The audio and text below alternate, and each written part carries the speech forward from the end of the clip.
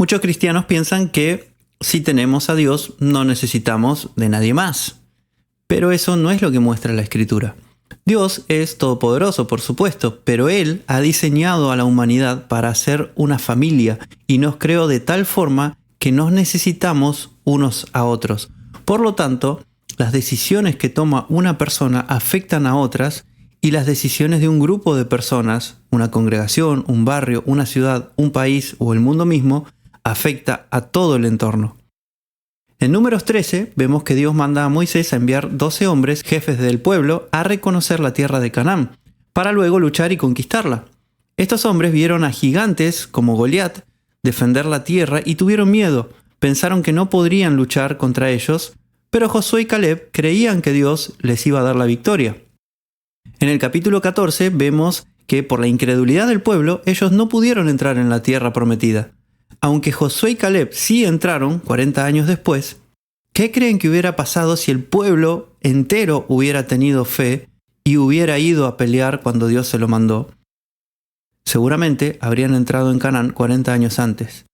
Josué y Caleb tuvieron fe, pero su fe no alcanzó para entrar en Canaán ese día. Tuvieron que esperar 40 años por culpa del pueblo.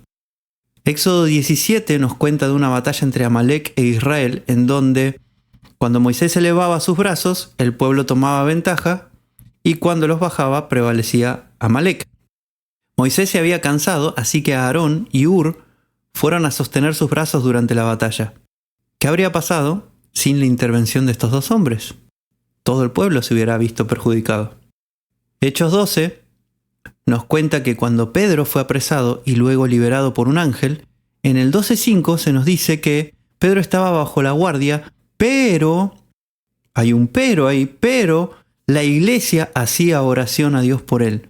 Ese pero ahí es muy importante porque nos muestra el rol de la oración de la iglesia, nos muestra que fue muy importante. Sin esa oración no sabemos qué habría pasado con Pedro, porque Pedro estaba ahí apresado como una instancia previa a la ejecución. Así que sin la oración de la iglesia, probablemente Pedro hubiera sido ejecutado en ese momento. En Génesis 18 vemos que un ángel está hablando en nombre de Dios y le dice a Abraham sobre los planes para destruir a Sodoma y Gomorra. En la conversación, Dios dice que si había al menos 10 creyentes en la ciudad, no la iba a destruir por amor a esos 10, pero no lo hubo. Estos y muchos otros ejemplos de la Biblia nos muestran que las decisiones de una persona pueden afectar a un grupo y las de un grupo pueden afectar a cada individuo. Así que podemos ver que nuestras vidas no son el resultado solo de nuestras propias decisiones, sino que son el resultado de un conjunto de decisiones de todo un entorno. Por ejemplo, la pobreza de una persona en Venezuela o Cuba no es solo por decisiones malas que haya tomado esa persona, sino que tiene mucho que ver con decisiones de todo el pueblo durante muchos años. La persona más pobre en Luxemburgo probablemente tenga más dinero que alguien de la alta sociedad en Argentina. Y no porque trabaje más o sea más inteligente y capaz o porque haya tomado mejores decisiones, sino por el entorno en el que está, en el que nació, el cual depende de las decisiones que tomó su familia y de la gente del país donde vive. En Efesios 6:16, el apóstol Pablo nos habla del escudo de la fe. La Reina Valera nos dice que es para apagar los dardos de fuego del maligno, aunque una mejor traducción sería flechas de fuego, ya que esto era lo típico en las guerras de aquellos tiempos. Pablo estaba preso y estaba siendo custodiado por soldados romanos, así que seguramente estaba viendo la armadura de estos soldados mientras estaba escribiendo. Los romanos usaban un escudo rectangular, levemente curvado, que cubría todo el cuerpo, como vemos en algunas películas. En las guerras, muchas veces se estilaba lanzar como una lluvia de flechas, a veces encendidas con fuego, para así reducir las filas del enemigo antes de tener que ir a una lucha cuerpo a cuerpo. Para defenderse de eso, los romanos habían diseñado un sistema con los escudos, donde se ponían los escudos uno al lado del otro para protegerse de esas flechas, y de hecho este tipo de sistemas es usado en el tiempo presente por la policía o fuerzas de seguridad de distintas partes del mundo.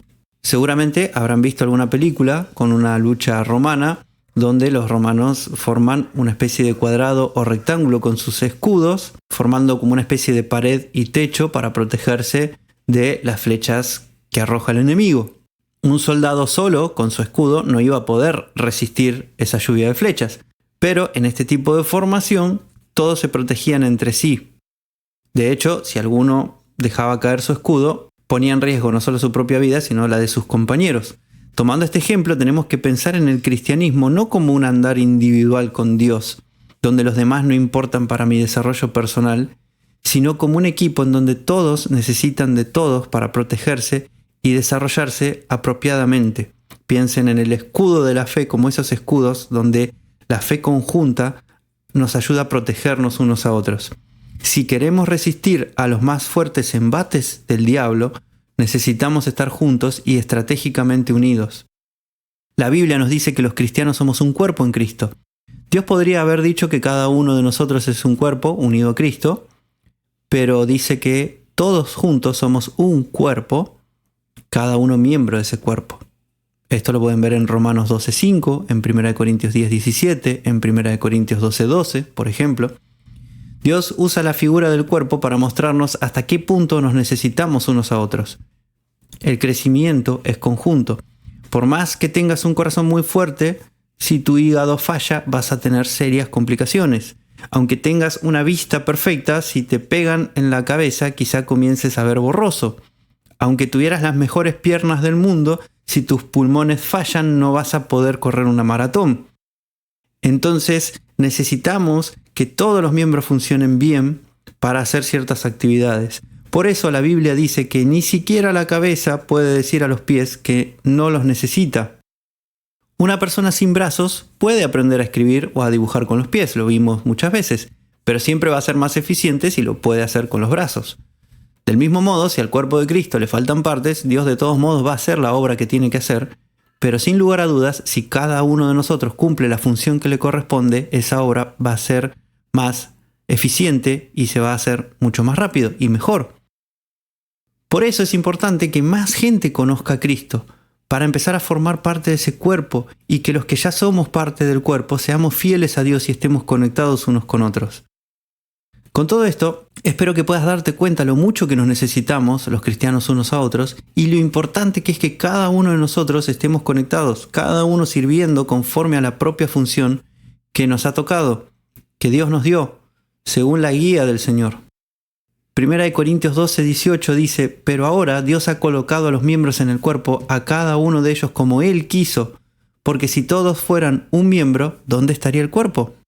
Y para finalizar, Romanos 12:4 al 8 nos dice, porque de la manera que en un solo cuerpo tenemos muchos miembros, pero todos los miembros no tienen la misma función, así nosotros siendo muchos somos un cuerpo en Cristo, pero todos somos miembros los unos de los otros.